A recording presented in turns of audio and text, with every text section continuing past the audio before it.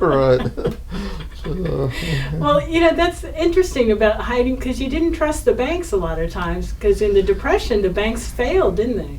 well, I hadn't even thought about that, and right now I've still got my old bank book when I was a kid living in Memphis. I guess my folks must have given me a little money, and I'd accumulated like $75 in a savings and loan company, and it went bankrupt, and that was my first experience in losing money. Oh, wow. And that was a lot of money in It those was, days. yeah, that was quite a bit, right? Yeah. Yeah. So I lost $75. I still have my bank book upstairs. Really? That's cool. I tried to follow up on it one time, but it'd See be if you defunct. could still claim it. Right. Yeah, when I first moved to Arkansas, I worked with a sign painter, and we painted different places like bars and everything. And most of the buildings back then were two-story buildings, but I went out. He had an old Model T truck that was built like a produce truck, where the open in the back where they used to sell vegetables out of, and he had all this paint stuff back there. But we'd go out on a job in some of those little towns outside, and then we'd go up there and outline the signs, and then he'd outline the letters and everything. Then he'd go down to beer hall and drink beer while I left me up there to fill in the signs, fill in the letters and everything. But one day when we were going back to Jonesboro, Arkansas, after being out on the job all day, we was out in the middle of the boondocks there, and I think we were down in the boot heel of southern Missouri, out in the middle of nowhere, and there wasn't any filling station or anything, and we ran out of gas, and no place to go to get any. But he had some real expensive paint thinner in the back end of there, and back there gas was probably selling for 10 cents a gallon, and the paint thinner was $1 something a gallon. But we poured that paint thinner in that old Model T, and it started right up and got us back home. So that was one of my interesting experiences with a sign painter. How old were you then? I was I'd have been about how old would I be? About 15. Yeah, I was 15. Right. So of all the jobs you've ever had, what was the worst job you had? Oh, the worst job, guys, I don't know. I don't think any of them were really bad. I never really enjoyed the bakery business all that much. Of course, when I was working in the bakery, like I told you earlier, I was only making 10 cents an hour, right. But I guess and of course I was working 6 days a week, and actually I went back to college to get out of the baking business. Yeah. That was my main thought. I didn't Yeah. want to stay in the baking business, but the strange thing about that is that I've had 2 of my descendants have gone to college and then went into the baking business, and that was my daughter's first husband, Jim Dibble. He went in the baking business, and his son Matt Dibble, the one who lives in Washington, he's still in the baking business to a certain extent. That right now they're making dough for Subway companies and things like that and storing it. So for Well, they you, went though, to college. it got you to school. So it served a good purpose. It showed you what you didn't want to do. Yeah, right. But they went to college and went into it. I never understood that. Now, when you listened to the radio, did you listen to show? Because radio was like TV for people in those days, right? They had shows on it and stuff. Oh yeah, I can remember. I did all my study and listened to the radio and everything, but that's what you did. You didn't have anything else. And I remember going down the farm, and some of those people had some old radios ran off a battery. They had them spread out in the middle of their living room. Mm-hmm. Of course, they didn't even heat their living rooms because they didn't have central heat or anything like that. And so, but I remember they had who come to Jack Benny was one, Jello, always had the Jello program. I think it was Jack Benny, as well as I remember, people like that. And they had like mystery programs and things like that. I don't remember that so much. I remember listening to a lot of country music and things like that. So Boy, different things I hadn't even world. thought about in a long time. And then, so how old were you when you first saw television? Oh, we'd moved to Kansas City, and Marianne and I was married by then, and that's probably somewhere around 1953 or 54. Mm-hmm. I remember our next door neighbors had one when we lived on Wyoming Street here in Kansas City. That's after we moved up here. And about the only thing they had on the television at first was they had a lot of boxing. Mm-hmm. So we'd watch people watch box occasionally with our neighbors, things like that. But and then when you did get television, they were small sets, maybe 12 or 13 inches, something like that. Yeah. So. And black and white, not color. Black and white, oh yeah. So I still have a little black and white down the basement here. Do you? Yeah, I can't use it now, because of digital TVs now. Yeah. Right. So it's a collector's item, though. Right. And someday, maybe it'll be a real bonus for you someday. Yeah. Now, I want to get into what. So you hopped around for school, and I'm then sorry? you hopped around going to different Oh, yeah, schools and right. so forth, and then you joined the Navy. Is that right? Right, I did that after we moved back to Springfield, and I spent a year and a half in high school down in Jonesboro, Arkansas, and then we moved back during my senior year, and I graduated from high school in Springfield, Missouri, and our class in 1941 was the largest graduating class in the state of Missouri that year. We had over 700 students who graduated from that high school. Wow, that is large. Yeah, and I guess one of our co-students then was Bob Barker. You know Bob Barker, who was on The Price is Right, and his wife was a girl by the name of Dorothy Jo Gideon, and her mother helped deliver me at home there in Springfield that year. You were born at home, huh?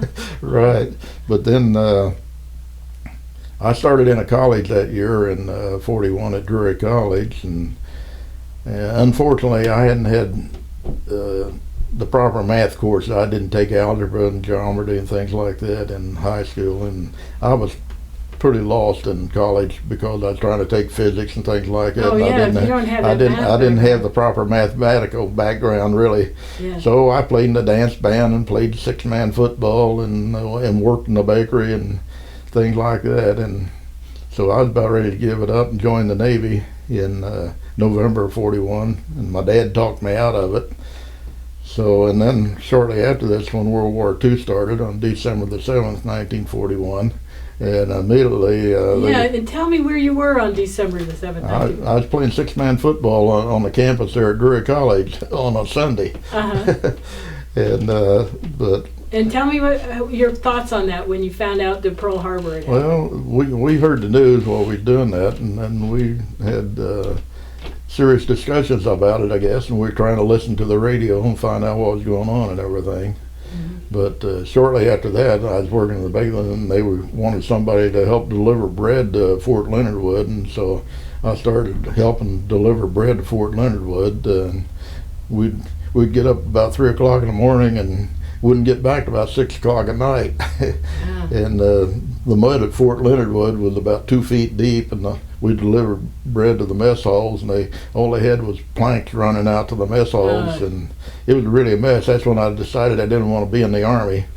So you got to see firsthand. That was a wise choice to show. Right. You really got to see what it was like. So actually I came back after that and worked back in the bakery for a little while, and then one of my friends, he was a P-38 pilot in the Army Air Corps, and he wanted me to help drive him and his wife to California, so I left the bakery and helped drive him and his wife to California and to San Francisco, and I think I left Springfield with $25. When I got there, I still had $5 left, and so I did have an aunt and uncle lived in, and my aunt and uncle, my uncle worked, he was in the Navy, but anyhow, I stayed with them, and I went back to work in a bakery in San Francisco for 3 or 4 months, to earn enough money to get back to Springfield, and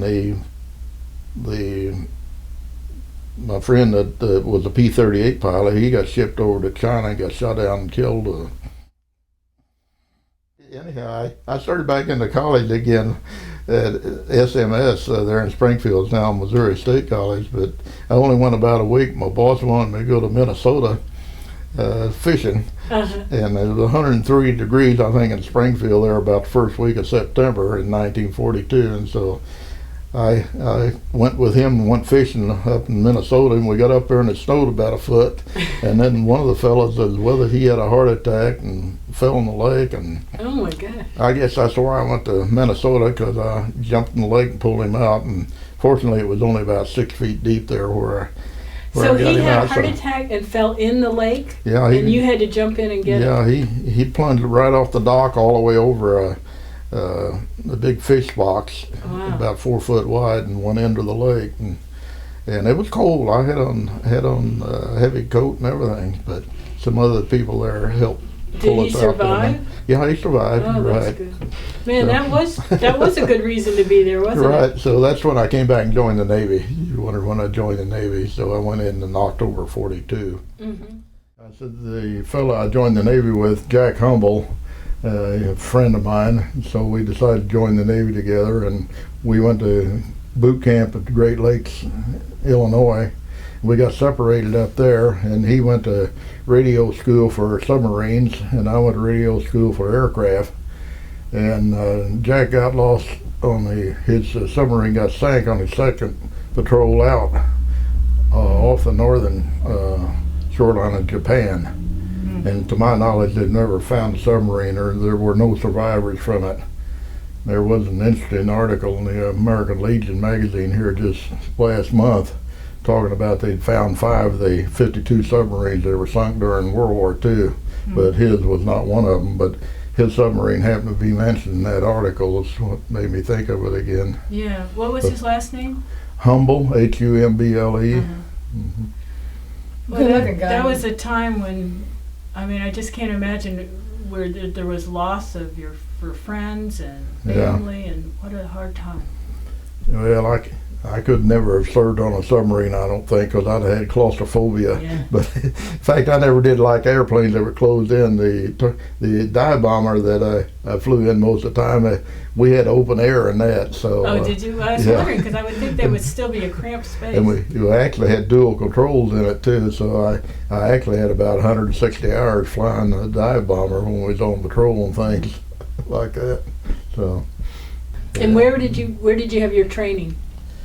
Well, I started out in Alameda, California at Naval Air Station there in radio school, and then right before we got finished, they canceled the school in Alameda and moved us to Memphis, Tennessee.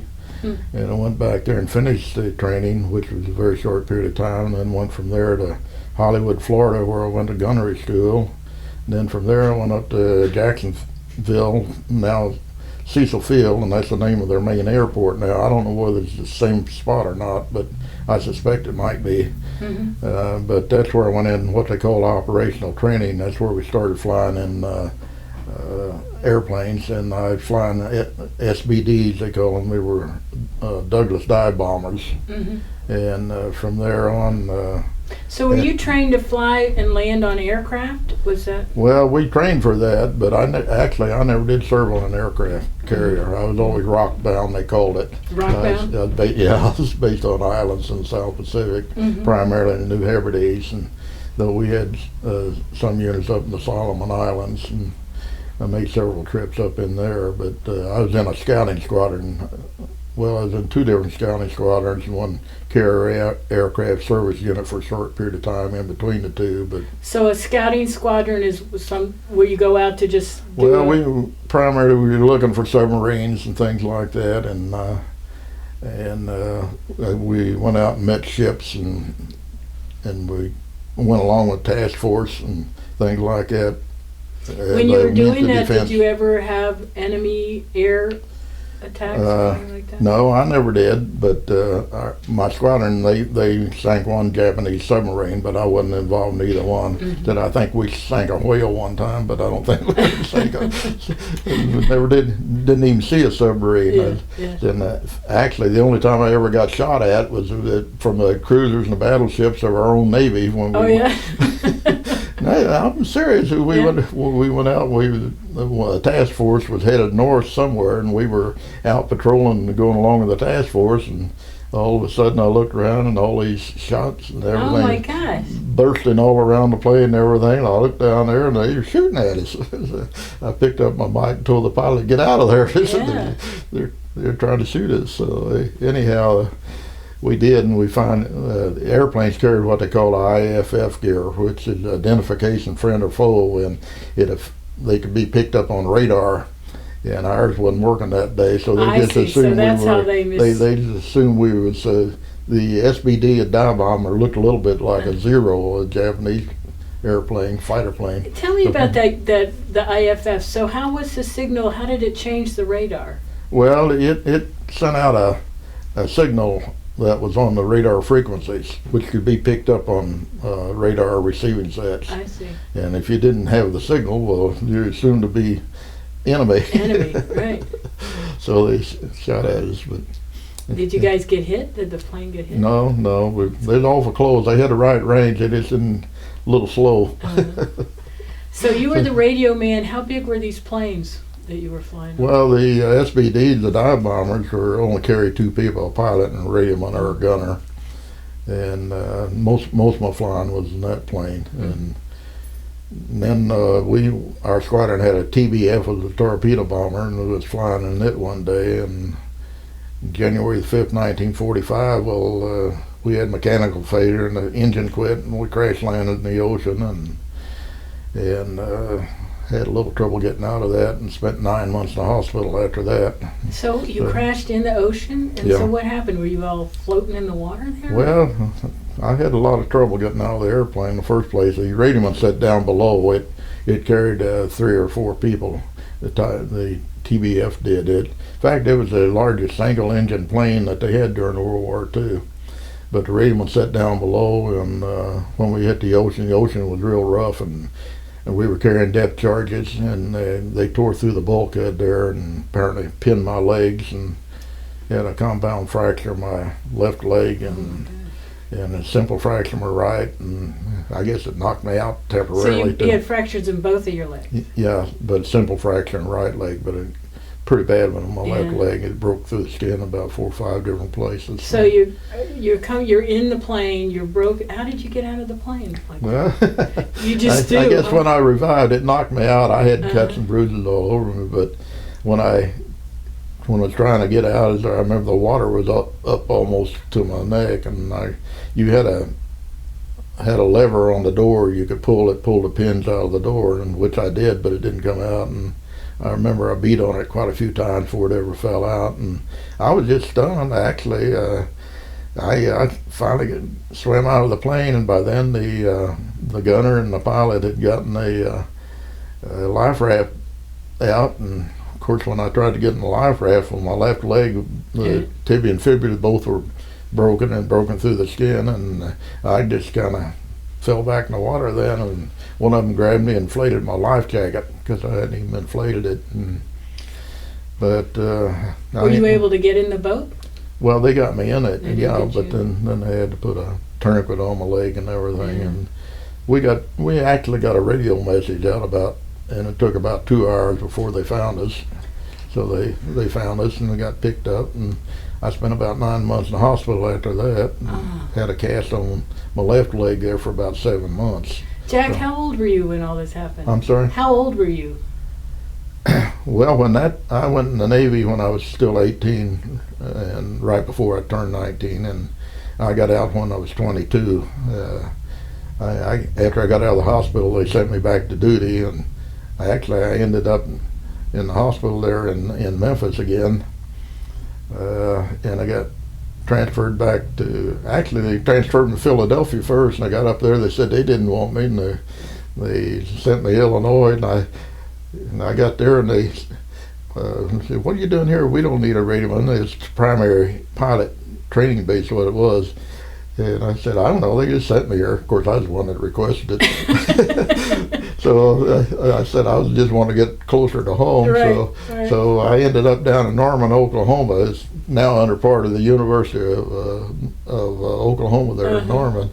But I started out from Memphis, went to Philadelphia, and around to Illinois, and then and ended back up on about 300 miles west of Springfield instead of 300 miles east of Springfield. But that's kind of interesting.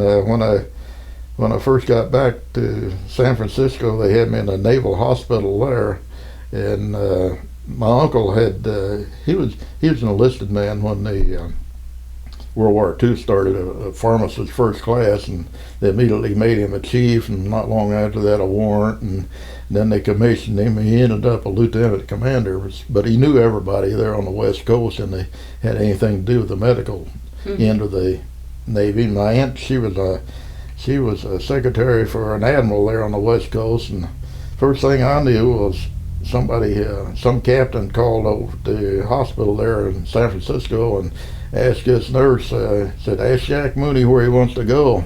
Nice. And I didn't know anything about this now. I said, what do you mean?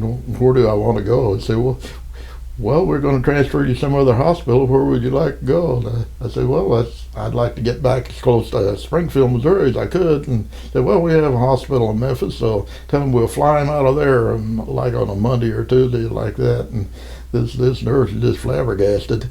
Did you had all this power, right? Yeah. I'm going to go there. Thank you very much. Yeah, so they actually did. They picked me up on a Monday, and they had me on a DC-3, and everybody else on that plane were ex-prisoners of war from Corregidor. And we landed in Albuquerque and let all of them off. And then I'm the only passenger on the plane, and on this DC-3. On this DC-3, and they flew me from there to Olathe, Kansas, out here, and we spent the night. And I'm still an enlisted man, you know. And they put me in the officers' quarter and spent the night there. And next day they fly me to Memphis. I'm still the only passenger on the plane. That's amazing. And like I say, I didn't know anything about this, but is my aunt, as secretary to an admiral, used her influence to get me to where I wanted to go. That's cool. You wonder where your tax dollars go. And then I'm sure they're flying or wondering, who is this guy? Yeah, right. Who is it? That's pretty cool.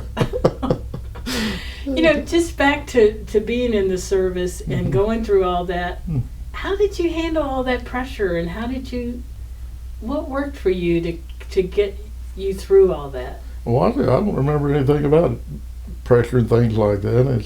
You just did it, huh? Well, you're young, you know, nothing's going to happen to you or anything, so. Wow.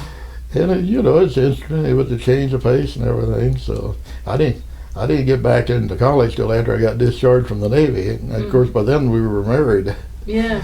Well, it's okay. So you're discharged and you go back to school in Springfield? Is that where you went? Yeah, I finally got discharged in February '46. I started back in school like in June of that year.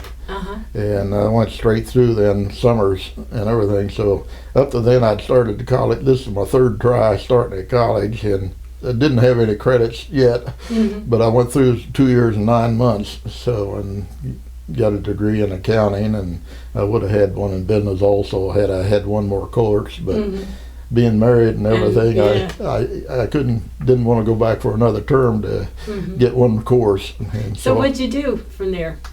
I'm sorry? Once you got out of school, what'd you do? Well, prior to getting out, when I was a junior in college then, at that time, well, I had seen an advertisement where they're looking for internal revenue agents. So I applied for it when I was a junior, and they called me up, and they were willing to hire me then. And I said, no, I've finally gone this far. I'm going to finish. So I turned them down, and I went back and finished my senior year. And so then after I got out, then they weren't hired. Yeah. So I ended up, I worked as an accountant for a while down in Republic, Missouri for an alfalfa blending plant. You know what that is. An alfalfa blending plant. No. Well, it was owned by a bunch of alfalfa growers throughout the Midwest, and they raised alfalfa meal and they shipped it all into that little plant down there. We mixed it to get a certain grade of carotene. Really, it was sold based upon the carotene content in the alfalfa meal, and so and by doing that, they got an overall better price than they would by selling their poorer grades and higher grades at different prices. So anyhow, I did that for about 9 months, and I finally got hired back by the IRS. So, and that's when we moved to Kansas City then. So. And did you make that a career to work? Yes, with the IRS? I was with the IRS for 30 years then. So. Okay. And so through all this time and having a family, you know, I got to ask Mariana a little bit about her children and your children. So tell me what it was like to be a dad. Well, I don't know. It seemed like I was working all the time. So. Well, but she told me that you did some stuff helped set up hockey with Steve. Well, back when Steve was just, I don't know how old he was, 5 or 6 years old, I guess, and we had some Canadian Air Force pilots here in town. And they started a hockey league here for youngsters, and so we spent a lot of time taking Steve for playing hockey when he was a kid and things like that. So you might have been a busy dad, but you were still got to have some time to Right. spend with your kids. Mhm. And so you had Cindy and then Steve. So tell me what that's like to be a parent. Was that a lot more responsibility on your head as being the Oh breadwinner? yeah, but most of my responsibility was working, and Mhm. that was pretty much a full-time job for me. So. Yeah, so Mariana took And care of then the. I did a lot of studying on the side too when I was at home, things like that. Mhm. So I guess when you have the grandkids, then you had more time to enjoy the children. Well, my grandkids came along after about the time I retired is when Steve had his first child, was Jake Mooney, Mhm. and for about the first 3 years, we were pretty much his parent, I think, because his mother was working full time at Hallmark Cards here in Kansas City, so. Mhm. So you really we got kept to him see. quite a bit. So that was a time where you got to be around with Right, kids I and was more enjoy of a them. parent than I was Yeah. when I had the kids. Yeah. And what's that like to being a grandfather? Oh, well, it was wonderful, but that time's long gone now. Well, now you're a great as far as the grandfather. kids are concerned, yeah, we're great grandparents now, but Yeah. we're not seeing much of them because most of them are living away from here. Yeah. They were all here back in January, so we got to visit with all of them. That's so. nice. That's nice. Well, Jack, I get this feeling that you're a very easygoing guy. Maybe I'm wrong about that, but you seem to have a very nothing. Both you and Mariana have an attitude where you don't seem to let things bother you too much. Am I right? No, on we that? don't get up too tight. I get up a lot more tighter than she does. She's Mhm. more laid back than I am, and Steve is to me is more like she is. He's laid back more Mhm. like Mariana is, and actually my daughter Cindy a little more Like you. tight Uh-huh. tight like I am. Well, so. how do you handle it when somebody, like working for the IRS, I'm sure you had people that were angry and this and that. I don't know if you dealt with the Well, public so much, but Yeah, we dealt with the public all so the time. how did you handle that? How did you deal with that? Well, fortunately, most people don't really attack you. Mhm, I don't really remember one instance that one fellow ever really came out and caused me a little trouble, Mhm. but he later apologized for that and everything. But most of them, you're dealing with people that most of them are business people that I dealt with, Mhm. and a lot of them higher ups in corporations and businesses like that, Mhm. and they're professional, Mhm. and you don't run into too much of that. There may be a lot of it, but they don't say it to your Yeah, face. yeah. Well, how do you handle when just everyday people, like wherever you are, if somebody's obnoxious or makes you annoyed, what do you do? How do you handle that? Well, I'm not that uptight. People irritate me, yeah, but I don't hold a grudge. Mhm. I can get mad occasionally, but I'm over it real fast. Yeah, So, yeah. so Do you have you kind of developed a philosophy of life that gets you through every day? well, I try to be laid back. I believe in God. I try to be the best I can, I guess, but not as good as I could be. So, Do you have any lessons to share that you learned the hard way? I don't know about lessons, but one thought just now came to my mind, and I thought about. I picked this up years ago from somebody, and they said